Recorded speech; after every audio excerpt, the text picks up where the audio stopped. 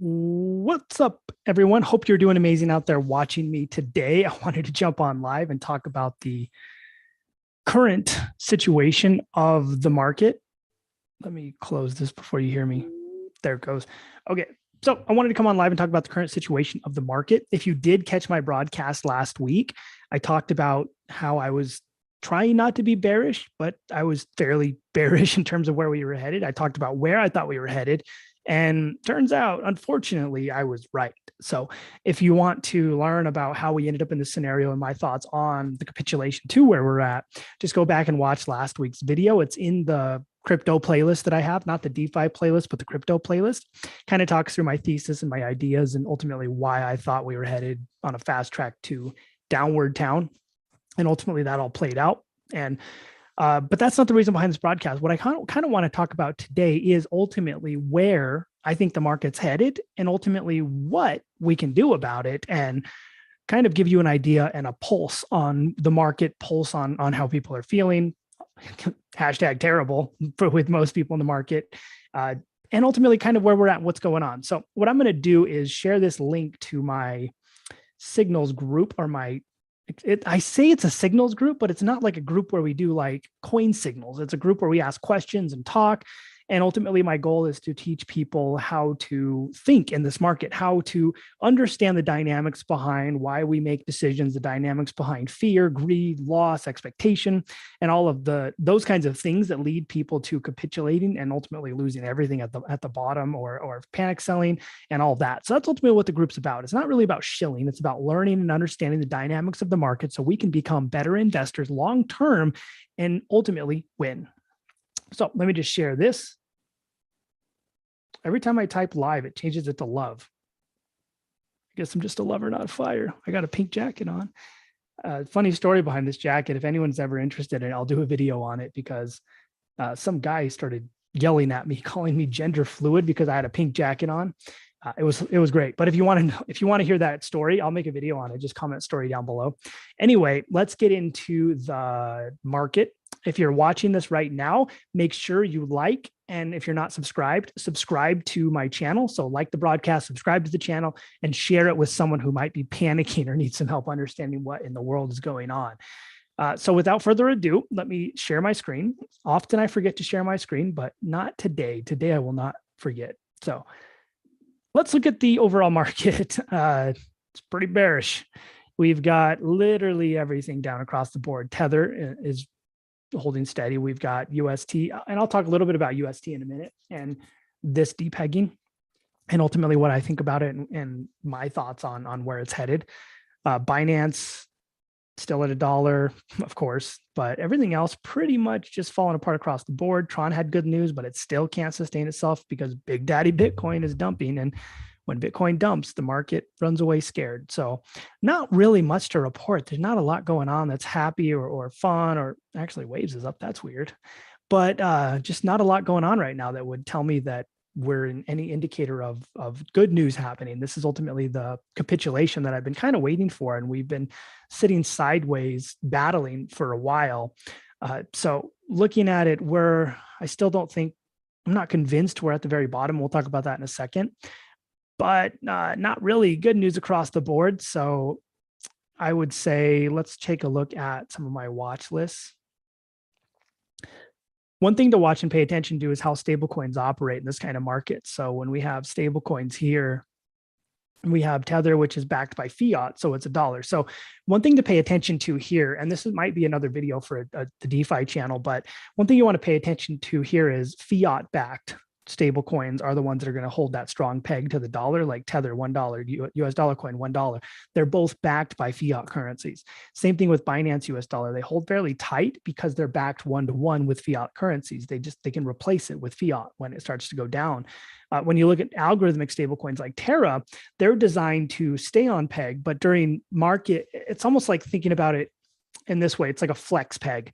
So it's designed to stay on peg until the market starts to crumble and fall apart. Then the peg falls, and then arbitrageurs come in down the road and help bring the peg back up. Obviously, they've got their decentralized reserve of like $1 billion in Bitcoin to come in and back it up if they need to, but it with these algorithmic coins, they have crypto-backed assets, but they allow the algorithm and arbitrage to kind of pull it up first.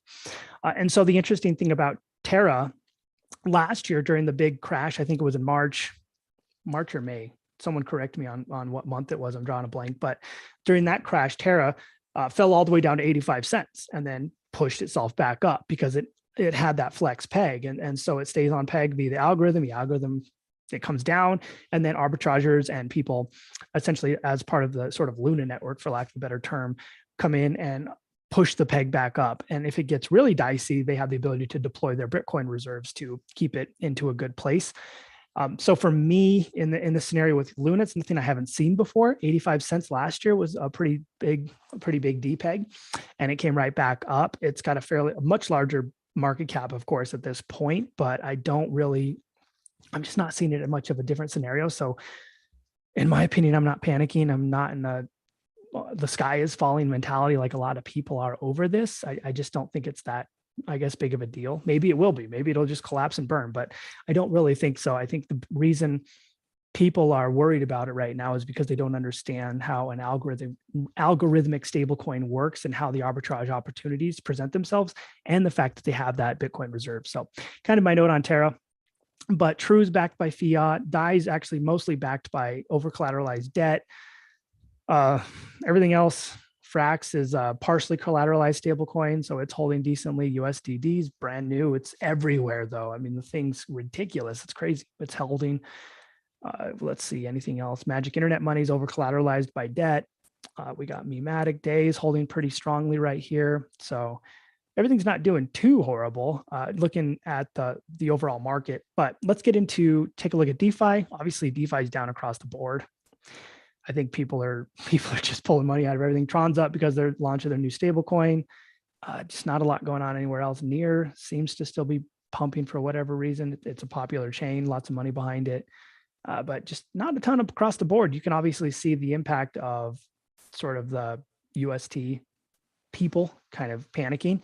It's bringing them down quite a bit in terms of where their total locked value in DeFi is, because this was up to like 30 billion, 40 billion at one point. Terra is at 0.90, which makes it fairly undervalued at this point. Honestly, it seems like everything's undervalued. Not that I'm telling anyone to buy the dip or anything. This isn't financial advice, but we're getting to the point to where our alts are incredibly undervalued. So let's take a look at the market. Looking at the Dow Jones, let me turn off some of this stuff. The Dow is getting annihilated. So just like everything else, I had this line drawn because this was a line from a low we had back in February. So February 24th, the day before my birthday, the market essentially had this like peak here up at 36.9, and then it went on the down trend ever since. Came up, tried to test this 200-day moving average, got rejected, and now we are below that February low. So the Dow's not looking very good. The stock market itself isn't looking very good. We've just achieved this. We've already sort of achieved it, but we're achieving this lower low scenario that if it closes on this monthly is obviously not the best thing in the world. Same thing with the Nasdaq, just nothing's looking very good right now. We're in sort of the same scenario. Let me turn off this stuff. We're in sort of the same scenario. I mean, the markets don't really look that radically different. Same thing, we had sort of a peak up here and we've been on a downtrend ever since. It did have this low here in February. And the bad thing about the Nasdaq is it's gone way lower than that at this point. It's almost in like free fall territory. When you look at good indicator of the bottom of like a bear market, you're looking down here, like the 10,000 range, but not looking too good for this one. And the reason the Nasdaq 100 is getting hit so hard is because it's super tech heavy, and tech stocks and growth stocks are getting just annihilated right now. When we look at Bitcoin, it's wicking off a little bit, but like I said this in last week's video, that the idea that we fell out of this channel. So the channel was basically 37.6 at this point.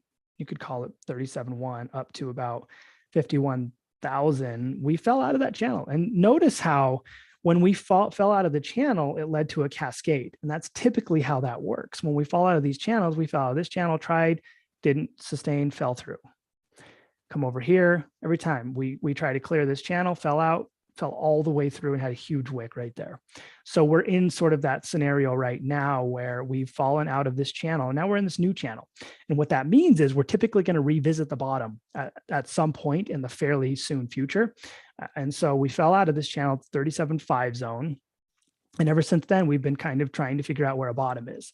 And ultimately, like I've said in the past, I think a good indicator of an actual bottom of like a bear market would be somewhere around like 28.2, 28.5 would be a good zone for it to test and wick and push through. I think the actual, when you see like a true bottom with a huge, gigantic wick, it ends up being on the 200-week moving average, which is like 21.4. If we do go to this zone, usually the wick brings it right back up to about right here. And you'll see it test a little bit and push through. It doesn't really stay here for very long when it does. I mean, let's go look at the past. We had it touch there during the COVID crash. Yeah, so right here in the COVID crash, exactly what I'm kind of talking about, March 12th, 2020, it fell through this channel. Notice how it fell through the channel. It wasn't able to support, fell all the way through to this 200-week moving average. Then it wicked right back up and then it went sideways trying to push. Then it finally pushed through, but it didn't really, it stayed there for like from March 13th until it was able to push back into the channel in April 27th. So a little over we'll call it like a month later. So a month and a half, I guess.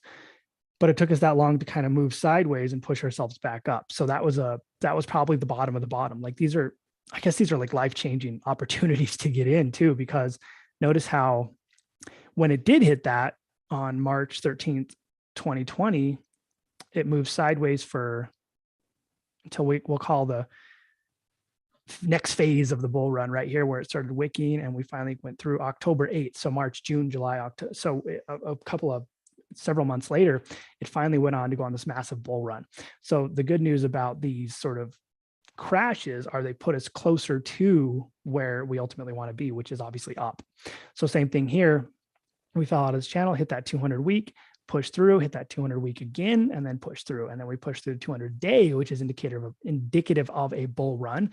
So almost every time in the past, I noticed after we wicked off that, we went up and cleared a new all-time high again.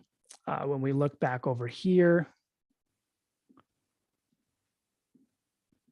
sort of entering in the same scenarios, right here, like 2015, we finally hit that, and then had this little tiny peak, and then we kind of pushed sideways until we hit another sort of peak up here. So every time we hit that 200-week, it's usually indicative of a pretty big drive that's going to happen maybe a few months later. So it's not all bad news at this point. It's just getting to the point to where, wow, look how far. Can you imagine $300 Bitcoin? But we're starting to get to that point to where we are probably going to find the bottom. I can't even find the bottom of my chart. Let's just refresh it. But we're getting to that point to where we're probably going to find that bottom real quick, and it's going to happen. It's going to wick real fast, and then it's going to take a few months to drive forward. So for me, let's look at this daily chart. We still have, that was the big capitulation back here in May 20th, 2021. So that answers my question in the beginning. May was the capitulation. So see how you can barely see it, but that red candle right there, that red volume spike. So notice how let's see if we can draw a little line, how that one was right there. And notice where we're at right here. Nothing. We don't have a wick like that. This technically wasn't a huge capitulation. So when you look in the past, the big ones, oh, I ruined my line.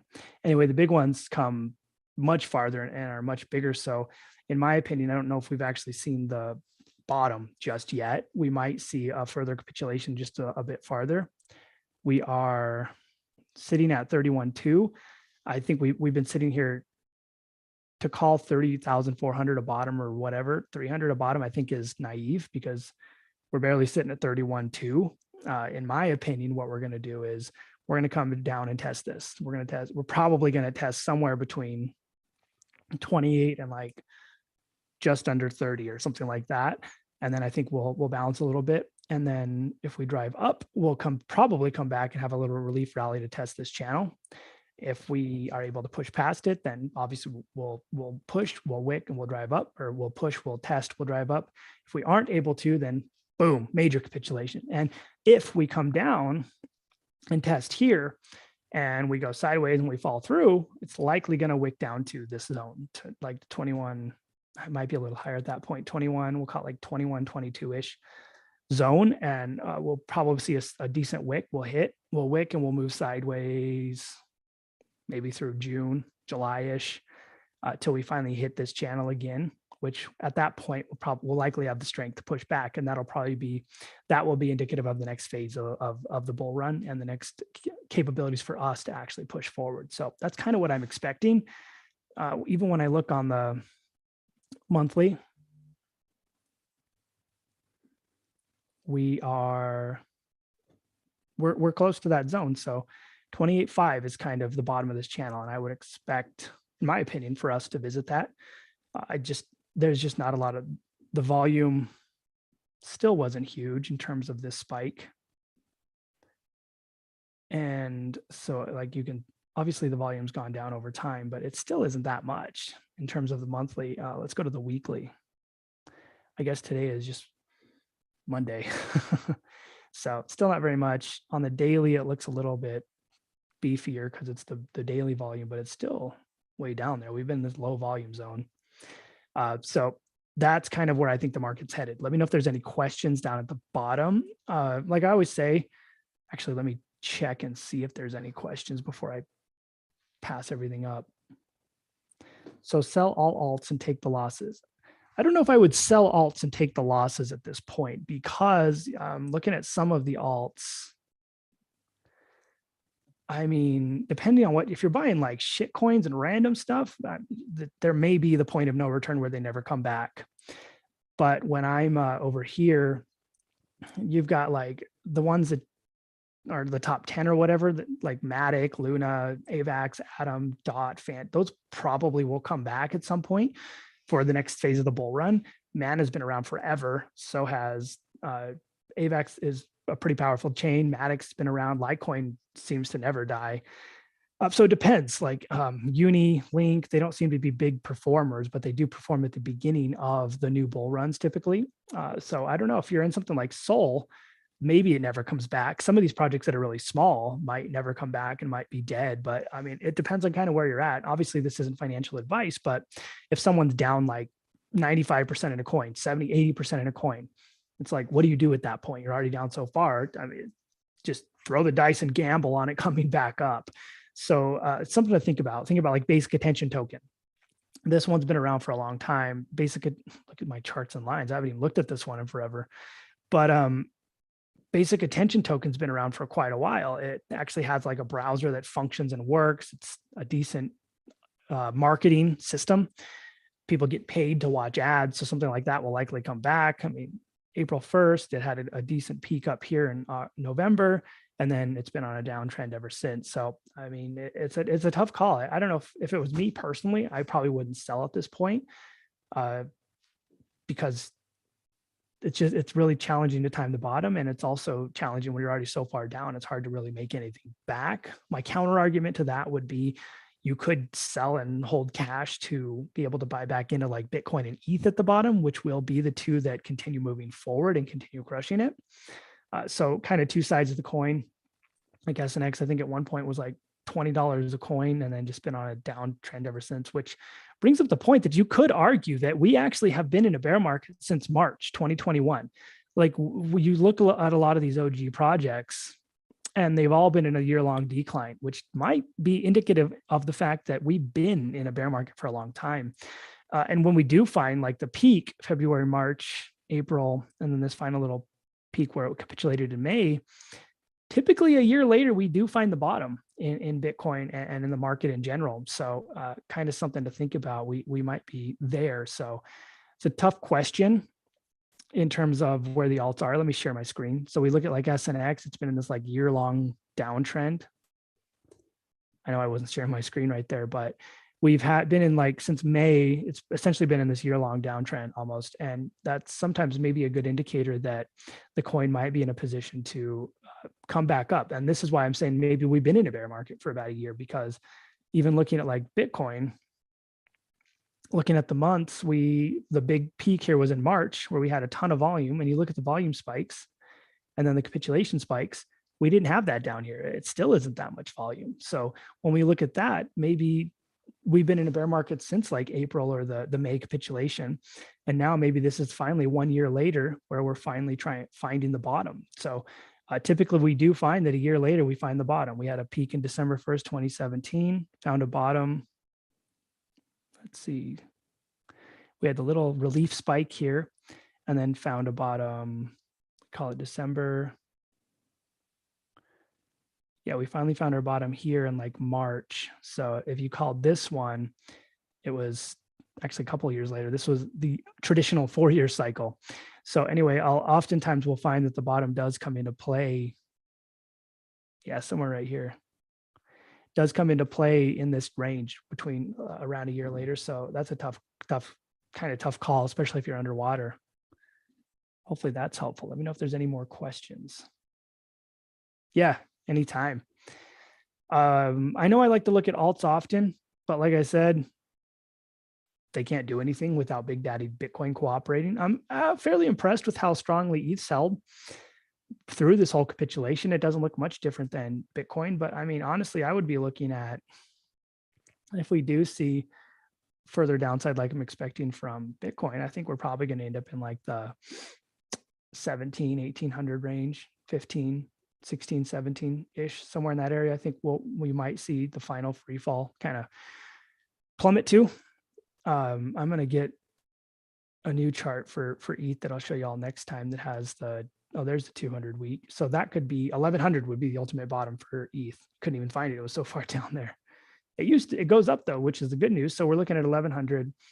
So that could be the wick that drives ETH back up around that zone. And a lot of people back in the day said they'd kill to pay for that they'd kill for an $1,100 ETH. And now when it gets there, people are like, oh no, that's scary. So it's a mindset. It's a frame of mind. If you think the asset's going to continue going up, which historically, obviously ETH has proven to do so, then the opportunity of a lifetime presents itself. But if we're in a position to where we're fearful of the market, then we skip these opportunities and don't take advantage of them because we become fearful. And then we regret our fear down the road because we didn't get the opportunity to make life-changing wealth. So something to think about in terms of investing in the market. It's not just about like timing and buying. It's understanding like, what are you doing? Why?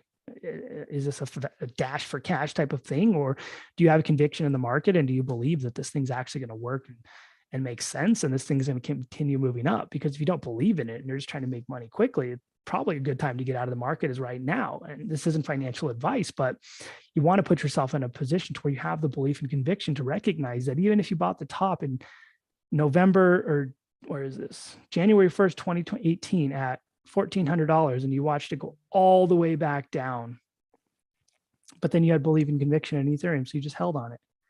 And then all of a sudden now you've quadrupled your money. You're still up at this point if you bought that top. So just some perspective to change the dynamic of the way we think about the markets and why. And looking at Bitcoin in the same way. Let me turn off all these fancy charts. Not even fancy, just charts.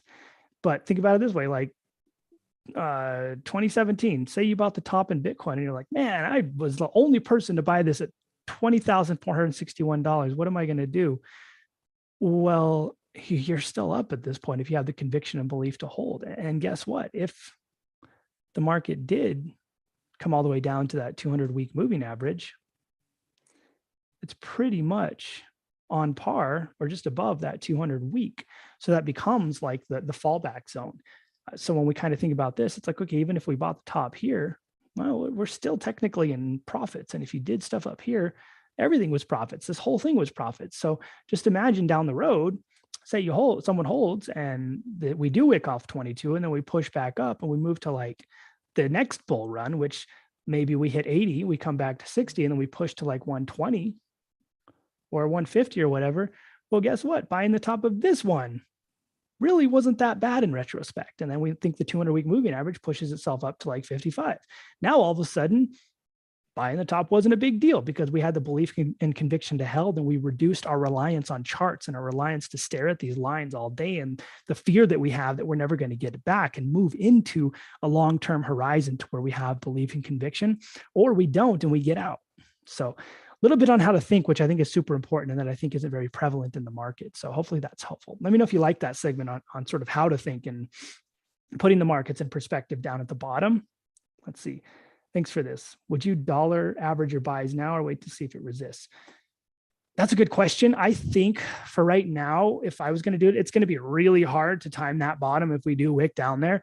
So for me, I would sprinkle in limit orders. I would have a limit order at like 29. I would have a limit order right at 28. Then I would have another one at 25, another one at 23. Because if we do have that final capitulation straight down, I can almost guarantee that every exchange will break, stuff will stop working. So trying to do that in the moment will be probably most likely impossible.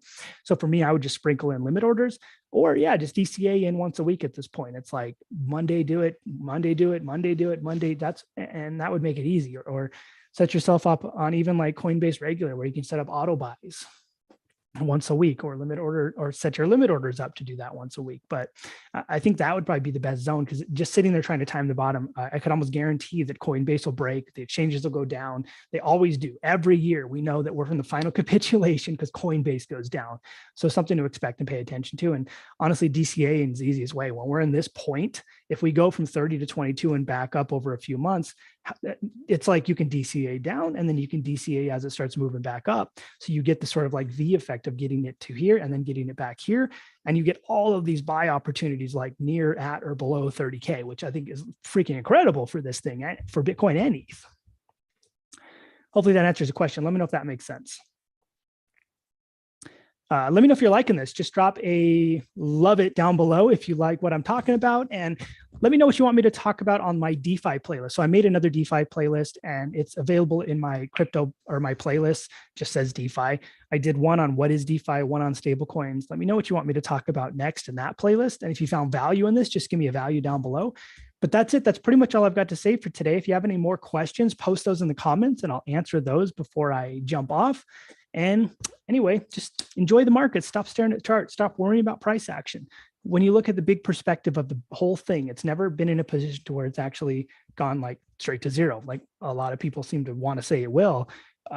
History is our biggest indicator of where we're headed. And so far, we head up, we come down pretty hard, we head up, we come down pretty hard, we head up, but we never go below that 200 week, and we never really go below where we left off in the previous cycle. And usually the previous cycle top ends up being near that 200 week. So even if someone bought the top in 2017, they're doing pretty well today. They're not in a position to where they're at a loss. So perspective and things to think about on a long-term horizon, and belief and conviction in the market that we're getting into. All right. Would you sell first, BTC? Which would I sell first, Bitcoin, ETH, or the alts? If I was going to sell right now, separated by blue chip alts, basically at this point, small cap alts are probably just pretty wrecked. So in my opinion, those are kind of one to watch and pay attention to. Often those little small alts will never come back. So that's something to pay attention to and be careful with. That's why when I talk about my portfolio allocation strategy, which is available in this playlist, this crypto playlist, just look at the ultimate crypto portfolio or whatever I titled it. But that's why I hedge myself with like 40%. At this point, it's like 40% Bitcoin, 30% ETH. I have 20% in stables or so I can deploy when I need to. And then the rest are mostly big cap alts, and then a small fraction of a percent with the small caps. So that way, when I take losses, they're not huge.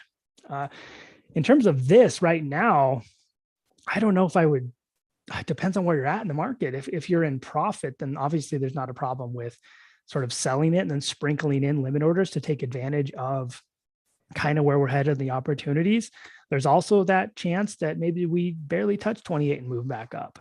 I think the conditions of the overall market are indicative of continuing to go down near that 20-week, 200-week moving average. So, I mean, it's a tough call. It's a personal decision, and I don't want to influence that decision too heavily.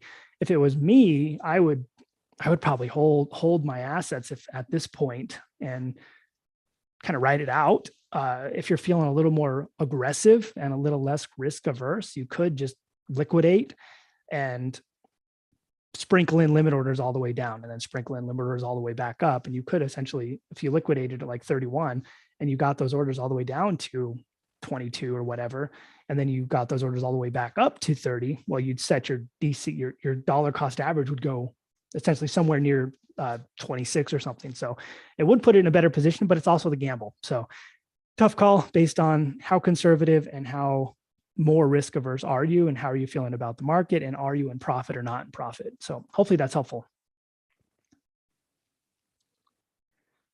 All right. Let me know if there's any other questions. If there's not, I'm going to jump off. Happy to sit here and answer anything else you all have for me about anything. I went through Bitcoin, ETH, what the market looks like. I went through what US Terra looks like and sort of that situation. I did have ETH BTC up right now. Interestingly enough, we are still broken out on this channel, which I think is incredible. We literally, the thing wicked. So I think that's super interesting. The other thing to kind of pay attention to here before I shut off is the one thing pumping right now is the thing that people say is trash. I see people on crypto Twitter all the time saying the US dollar is trash. It's worthless. It's going to zero. It's nothing. But guess what? The only thing pumping on the markets right now since May, when it hit its bottom, is the US dollar. So looking at the US dollar, it's not that much. It's not trash. Like people keep saying the US dollar is nothing. It's junk. It's trash. It's worthless. But guess what? People have been flocking to the US dollar as a safe form of currency, and it's gained strength against other currencies. US dollar currently has broken out of a trend that it's been stuck in since, like, I think I went over this previously, but it's been stuck in this sideways channel since 2014. And then it just went parabolic last month, broke out, tested itself, and continued the breakout. So that's the only thing on the market that's really killing it. Oil's down a little bit, but it was. So the US dollar is currently bumping. Anyway, that's all I've got to say today. If y'all have any more questions, super helpful. Thanks. Def not in profit. Yeah, I get it. Cool. Yeah. Let me know if there's any other questions in the comments, or if y'all need anything else. If you're in my signals group, just post your questions if this got you thinking and got the wheels turning. And if you need the link to the signals group, I'm going to post that in the chat so people can get in there and join us. Just go in there, post. I ban people from shilling. I ban people from doing things that aren't going to benefit the people in there from being able to think and make rational decisions about being in the market. So I try to make it a safe place. I try to be very objective in the way I talk about things, and I'm very careful to not shill and get super excited because I know it has a direct impact on what other people will do. So I will talk